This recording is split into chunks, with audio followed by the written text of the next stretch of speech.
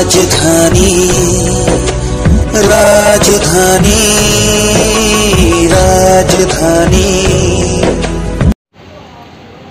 Maharashtra MIM के अध्यक्ष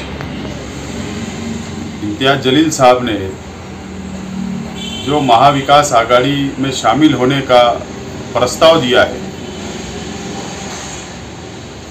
ये प्रस्ताव बात ऐसी है कि चोर मचाए शोर। उत्तर प्रदेश में इनका चेहरा सामने आ गया। भारतीय जनता पार्टी की बी टीम, जो पूरे देश की आवाम इनको बोलती थी, जनता बोलती थी, ये स्पष्ट हो गया कि भारतीय जनता पार्टी की बी टीम है। महाराष्ट्र के अंदर महानगर पालिका के चुनाव, जिला परिषद के चुनाव आने वाले समय में आने वाले हैं।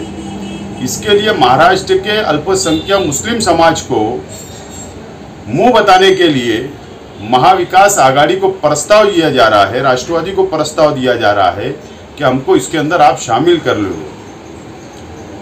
मुझे विश्वास है कि महाराष्ट्र की जनता बी टीम को समझ चुकी है और आने वाले समय में महाविकास आघाड़ी के तीनों पक्ष और विशेष राष्ट्रवादी कांग्रेस पार्टी के साथ महाराष्ट्र का मुस्लिम समाज अल्पसंख्यक रहेगा।